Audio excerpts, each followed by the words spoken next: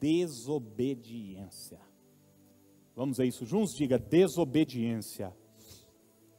Ô gente, eu por algum tempo, na minha imaturidade, eu me converti muito cedo, e graças a Deus por isso, mas eu pensava que obediência era um capricho divino.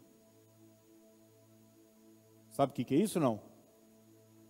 O que é alguém querer ser obedecido por capricho? É aquele pai que pede uma coisa para o filho, e daí o filho fala, por quê? Daí o pai fala, porque sim. Daí o filho fala, por que sim? Porque eu que mando. Não tem uma razão. Não tem uma lógica. É só um capricho do pai. Quem é pai e mãe aqui talvez já fez isso. Né? Eu por muitas vezes, eu vi que eu estava às vezes querendo que meu filho ou minha filha fizesse uma coisa, eu falei, cara, isso aqui é bobagem, isso aqui é só um capricho. E sabe, às vezes a gente pensa que quando Deus fala assim para a gente, não se envolva com isso, não faça isso, não se relacione com tal pessoa, imponha limite nisso, não, a gente acha que é capricho, mas na verdade obediência não é um capricho divino. Vamos repetir juntos? Diga, obediência não é um capricho divino. Pelo contrário, obediência é a chave que nos dá acesso às promessas de Deus. Eu vou repetir, obediência é a chave que nos dá acesso às promessas de Deus. Deus não te pede uma coisa simplesmente para te ver mal, chateado. Não! Deus não é esse tipo de pai. Deus é um pai que te pede algo porque Ele sabe que este algo que Ele está te pedindo vai te proporcionar algo muito melhor. Olha o que Isaías 1, 19 e 20 diz. Se vocês estiverem dispostos a obedecer, comerão os melhores frutos desta terra. Mas se resistirem, se rebelarem, serão devorados pela espada, pois o Senhor é quem fala. Gente, Deus, quando você obedece a Deus, algo acontece no mundo espiritual. Consegue compreender isso ou não? Quando Deus diz o seguinte para você, o Espírito Santo diz, faça isso. Pare com isso. Abandone isso. Perdoe. Entregue. Dê. Não sei, a ordem e a orientação que o Espírito Santo te der. Quando você obedece, algo é destravado no mundo espiritual. E você é abençoado. Você vai ver que Deuteronômio 28, eu até li esse texto aqui no culto da virada. Deuteronômio 28 é um texto grande dividido em duas partes. Bênção e o quê? Maldição. Bênção e maldição. É como se nós tivéssemos diante de nós a bênção e a maldição. O caminho da bênção é o caminho da prosperidade, do favor, é o caminho das coisas dando certo na minha vida, é a vontade de Deus que é boa, que é agradável e que é perfeita, é o que Deus tem para mim. Significa que eu não vou ter problema? É óbvio que não, você já é adulto o suficiente para saber que no mundo a gente tem problema, tem aflição e faz parte da vida, nós somos humanos. Mas tem o caminho da maldição, que é o caminho, gente, da escuridão, das trevas, é o caminho de você viver de uma forma terrível. Como é que eu entro nesse, o que é que vai determinar qual caminho eu vou entrar? A porta do caminho da bênção chama-se obediência. A porta do caminho da maldição chama-se desobediência. Você vai ver isso muito claro em Deuteronômio capítulo 28. Olha, tudo isso, tem uma lista lá de coisas. Você vai emprestar e não vai tomar emprestado, você vai ser cabeça e não cauda, você vai estar em cima e não embaixo, Deus vai abrir o céu, o bom tesouro, vai derramar sobre você, você vai ser abençoado no campo, na cidade, seu filho vai ser abençoado, sua descendente, tudo vai ser abençoado. Ele termina dizendo, se obedeceres aos mandamentos do Senhor teu Deus. Você vai ver, o texto é igual depois, do outro lado. Se você vai ser amaldiçoado no campo, vai ser amaldiçoado, as coisas não vai dar certo, seu caminho vai estar fechado, se você desobedecer ao Senhor. Isso significa que Deus é ruim? Não. Não é Deus que vai fazer a coisa ruim para você, é a desobediência que vai te levar para esse caminho. Pelo contrário, Deus está te avisando. Entra na porta da obediência, você vai experimentar bênçãos sem medidas. Hebreus 3,18, correr para o final. E a quem Deus se dirigiu quando jurou que jamais entrariam no seu descanso, quando o autor aos Hebreus está falando desse descanso, é da terra prometida. A quem Deus se referiu, dizendo, vocês não vão entrar no meu descanso, não foi ao povo que o quê? Lhe desobedeceu? Não foi a esse povo? Então olha, você quer ser bem sucedido no seu casamento? Obedeça a Deus. Obedeça. Coloca seu casamento em ordem. Coloca seu casamento em ordem. Coloca a sua vida em ordem. Está aí mais ou menos casado, casa, bicho.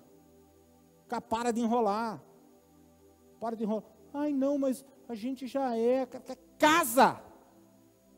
Vai no cartório, casa. Arruma, ajeita a vida, obedece a Deus. Ah, mas o que vai mudar? Você vai ser abençoado por causa disso. Vai ser abençoado, Deus vai te abençoar. Deus vai abençoar a sua casa, a sua família, certa, arruma a vida.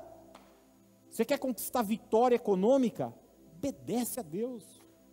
Obedece a palavra, coloca a vida financeira em ordem, trate sua vida econômica como mordomia cristã. Entenda que aquilo que você tem veio de Deus. Deus tem uma terra preparada para você, e o caminho para essa terra se chama obediência. Essa é a estrada que te leva para essa terra. Perguntar, como é que eu faço para chegar nesse lugar? Obediência. Deus pediu? Faça. Deus pediu, faça. E deixa eu dizer uma coisa para você. Seja obediente nas pequenas coisas. Deus, Ele muitas vezes comigo, eu não sei com você, mas Ele faz pequenos testes. Eu contei esses dias aqui que eu estava num lugar e assim senti forte do Espírito Santo de dar uma gorjeta boa para um cara que está dentro do banheiro lá limpando o banheiro. O que é isso, gente? Ô, gente, deixa eu falar, o diabo nunca iria colocar uma vontade dessa no meu coração. Nem minha carne queria, eu queria ganhar uma gorjeta. E daí eu estou lavando a minha mão, eu tenho aquela... É o Espírito Santo que está... O que é isso? É um pequeno teste de obediência. Isso destrava coisas que a gente não imagina. Quando Deus te pedir algo, obedeça, e deixa eu te falar uma coisa, e obedeça rápido. Seja pródigo em obedecer, não fica demorando, porque o diabo vai colocar todas as desculpas. Eu ouvi uma pregadora uma vez, falando, ela tinha uma joia muito bonita, e o Espírito Santo colocou no coração dela dar de presente para uma moça da igreja, da equipe do louvor. E daí ela olhava assim para a joia dela, numa pulseira, daí ela ficava assim, mas ela não fica bem com esse tipo de joia, ela é muito magra, ela é muito isso, não combina com a cor. Quem sabe do que eu estou falando? Obedeça. O Senhor te pediu uma coisa? Obedeça. O Espírito Santo colocou algo no seu coração? Faça. Obedeça. Gênesis 26, 4 e 5. Palavras de Deus para Isaac. Multiplicarei, filho de Abraão, multiplicarei a tua descendência como as estrelas dos céus, e lhe darei todas essas terras na tua descendência. Serão abençoadas todas as nações da terra. Agora, Deus apresenta a razão pela qual isso vai acontecer com Isaac. Por quê? O que é que diz aí? Vamos ler juntos? Abraão o quê? Obedeceu a minha palavra e guardou os meus mandados, os meus preceitos, os meus estatutos e as minhas leis. Deixa eu te falar uma coisa antes de eu te deixar uma frase. Talvez você diga, mas era Abraão, pastor. Deixa eu falar, o conhecimento que você tem é muito maior do que o conhecimento que Abraão tinha. O nível de revelação que eu e você temos hoje, de quem é Deus, de quem é Jesus, da história, é infinitamente maior do que Abraão tinha naquela época, gente. Abraão veio de um povo idólatra, nem conhecia Deus, uma voz surgiu, ele obedeceu. Se ele obedeceu, nós devemos obedecer muito mais ainda. E com esse versículo aqui eu quero te deixar uma verdade: a tua obediência a Deus afetará os teus filhos e os filhos dos teus filhos. Já parou para pensar uma coisa dessa, não? Isaac estava sendo abençoado, sabe por quê? Por causa do pai. Eu creio que tudo aquilo que eu fiz para Deus, todos os sims que eu disse para Deus, todos os nãos que eu disse para Deus, meus filhos serão abençoados, meus netos serão abençoados, minha descendência será abençoada. Eu te faço uma pergunta: o que é que derrubou as muralhas de Jericó? 7 voltinhas? O que é que abriu o mar vermelho? Um pedaço de pau na mão de Moisés? O que é que curou o cego de nascença? As águas extraordinárias do tanque de Siloé? Não, foi a obediência. A chave sempre será a obediência.